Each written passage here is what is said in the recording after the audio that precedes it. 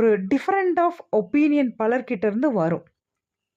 ஆனா, peoples opinion is not your destiny அப்படின்னு சொல்லியிருக்காங்க. உங்க விதிய அவர்களோட வார்த்தையினால, அவர்களோட அவங்க சொல்ற வேர்ட்ஸ்னால எதையும் மாத்த முடியாது. தன்னம்பிக்கை எல்லாருக்கும் தெரிஞ்சிருக்கணும்னு இல்ல. அது எனக்கு தெரியல. ஆனா நான் கத்துக்குவேன். நான் விழுந்தாலும் எப்படியாவது எந்திரிச்சுருவேன். அப்படிங்கிற மனநிலை எப்போ ஒருத்தர் மனசுல வருதோ, அவங்க கண்டிப்பா வாழ்க்கையில வெற்றி பெற்றுருவாங்க. இல்ல எனக்கு வராது, எனக்கு பண்ண முடியாது அப்படின்னு நினைக்கிறவங்களுக்கு வெற்றி பக்கத்திலேயே வராது.